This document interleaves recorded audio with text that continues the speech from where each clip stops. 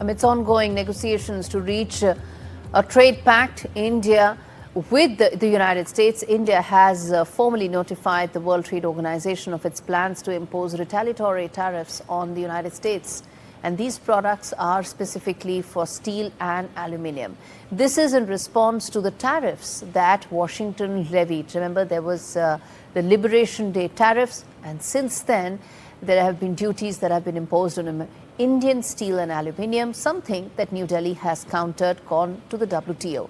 Now, the move could take effect as early as next month and could see New Delhi raising tariffs on a range of US origin products, aiming to recover about a little under $2 billion in duties. But what does this mean in terms of the trading relationship between the two sides? We get that answer from Rahul Ahluwalia, who's a founder director of Foundation for Economic Development and was formerly with the Niti Aayog. Well, Rahul, I want to ask you that you seem to be in the fast lane. What about the India-US trade talks? Are they also now going to be in the fast lane, or will this be a road bump? Definitely a road bump, Gaurie. I think this is bad news. So far, I think the Indian strategy on trade negotiations has been quite smart. I've said it before on your show, I believe, that I think that we've been playing it very cleverly by not opposing Trump publicly, by not opposing the tariffs publicly. It seems to me that we are displeased with the US, I think for obvious reasons. The way the US has handled the India-Pakistan conflict recently has not been something that we're happy with. And it appears to me from the outside that these retaliatory tariffs are a response to the US behavior on geopolitics, not on tariffs, because on tariffs... That it is the geopolitical factors that are having an impact on the trade ties right now, and that could also mean that the outlook may change as well. Yeah, that's my reading of it, and honestly, like I said, it's bad news because I think the US is a very, very important trading and strategic partner for us, and ideally we would like to strike a bilateral trade deal with the US as quickly as possible. This is a big opportunity for India.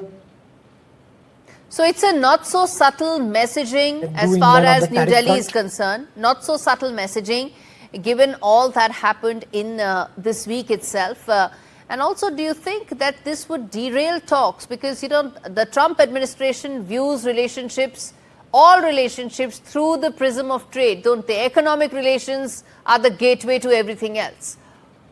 Do you see the long talked about in the works trade pact getting impacted because of this move?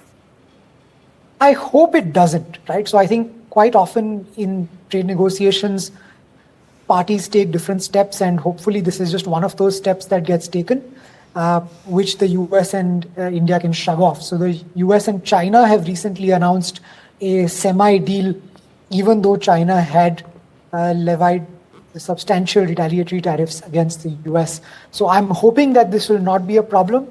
I'm hoping this will be a road bump, as you mentioned, rather than a barrier. So this could be, of course, trade barriers being talked about. This will go all the way to the WTO. But for the benefit of our viewers, let's understand WTO is a consensus-led body. It's not like some major actions can be taken by the WTO. Its dispute resolution mechanism has also been broken down for the last 5 years, at least before COVID. So at least in the last couple of years, dispute resolution hasn't really progressed. In the backdrop of that, what do you think, Rahul, the government is really trying to achieve here? Of course, you're trying to protect your industry. Yeah. That's what whole duties concept is all about. But do you think there's a larger message here, as you are saying? And what is the kind of objective it's looking to achieve? Yeah, that's a very astute question, Gaurie, and I think it is very much a signaling move, hopefully, rather than an actual attempt to impose duties. So you're very right. The WTO mechanism has not been particularly effective for the last many years now. The US itself has contributed to the breaking down of the WTO multilateral mechanism.